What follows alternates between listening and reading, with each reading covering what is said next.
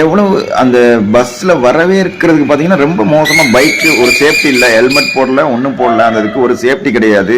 அந்த மாதிரி தலைவனை பார்க்கணும் அப்படிங்கிறது அது வந்து பைத்தியக்காரத்தனமாக உங்களுக்கே தெரியலையா? ஏன்னா உங்கள் உயிர் தானே உங்களுக்கு முக்கியம். அந்த இதுக்கு நீங்கள் தலைவனை வந்து ஃப்ரீயாக வீட்டுக்கு போய் பாருங்கள், இல்லை மேடையில் பாருங்கள், ரசிங்க, இது பண்ணிவிட்டு கைதட்டிட்டு வாங்க. அதை விட்டுட்டு நீங்கள் பைக்கில் இந்த மாதிரி ஊர்வலம் கூட்டிகிட்டு போகணும் அப்படிங்கிறது, அந்த இந்த மாதிரி போயிட்டு அது சேஃப்டி இல்லாமல் நீங்கள் எத்தனை பேர் விழுந்திருக்கீங்க? அந்த இதுக்கு உங்களுடைய உடல் உங்களுக்கு முக்கியம் இல்லைங்களா? அப்போ நீங்கள் உங்களுக்கு முக்கியத்துவம் படணும் இல்லைங்களா? தலைவரை நீங்கள் கொண்டாடுங்க, ஆனால் அதை கூட பாதுகாப்பாக செய்யுங்க. இது போன்ற தலைவர்கள், சினிமாக்கு வர தலைவர்களை கூட்டியாந்து வச்சா நம்ம நாடு எப்படி இருக்கும், சிந்தனை எப்படி இருக்கும்? கல்வி அறிவு பற்றிலாம் பேசுறீங்க. அந்த இதுக்கு கல்வி அறிவு பற்றி பேசுகிற நீங்கள் ஒரு அப்துல் கலாம் ஐயாவோடையோ, நம்ம சிவம் இருக்காப்புல இஸ்ரோவில் சாதிச்ச ஒரு சிவம், அந்த இதுக்கு பார்த்தீங்கன்னா சந்திரயான் அந்த சொல்லுவீங்க, அந்த கொண்டாந்தது சிவம், அவரை போற கல்வி தகுதி உள்ளவரை நீங்க போற்ற மாட்டீங்க, பார்க்க மாட்டீங்க. ஒரு நடிகருக்காண்டி இவ்வளவு பின்னாடி போறீங்க. அந்த இதுக்கு இவ்வளவு ரிஸ்க் எடுக்க வேண்டிய அவசியம் என்ன அந்த இதுக்கு அப்படிங்கிறது தான் என்னுடைய கருத்து. சிந்தியுங்கள். நீங்கள் உங்களுக்கு முதலில் பாதுகாப்பு பண்ணுங்கள். உங்களுக்கு நீங்கள் உங்கள் உயிரை நீங்கள் விலை மதிப்பற்று இன்னொருத்தருக்காண்டு, அதுவும் சினிமாங்கிறது நீங்கள் பார்க்க வேண்டியது, அது பணம் கொடுத்து பார்க்கிறீர்கள், உங்கள் சந்தோஷத்திற்காக பார்க்கிறீர்கள். உங்கள் சந்தோஷத்தை துக்கமாக மாற்றும் எதுவும் உங்களுக்கு அவசியம் வேண்டாம். வணக்கம், ஜெய்ஹிந்த்.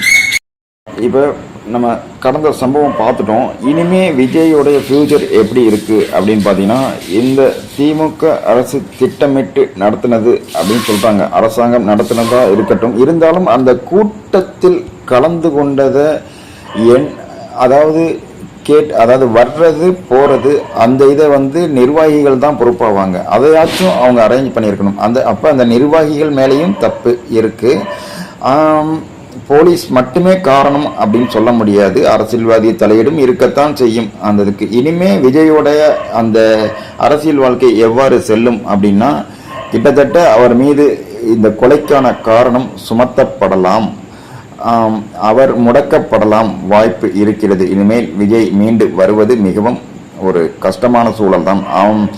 அவருக்கு வாய்ப்பு இன்னொரு அப்படியே அவர் முடக்கப்படலாம். அதற்காக அவர் விலை கொடுக்க வேண்டியது இந்த அரசியல் வாழ்க்கையை ஒதுங்கிக் கொள்வது. வேறு என்ன வழி இருக்கிறது அப்படின்னு பார்த்தீங்கன்னா, அவர் NTA தேசிய ஜனநாயக கூட்டணியில் ஐக்கியமாவது. அப்பொழுது அவருக்கு BJP பாதுகாப்பு அரணாக இருக்கும். இது ஒன்றுதான் அவர் அரசியல் வாழ்வை மீட்டெடுக்க வழி உள்ளது என்று தெரிகிறது. பார்க்கலாம் நாளை எப்படி செல்லும் என்று. வணக்கம், ஜெய்ஹிந்த்.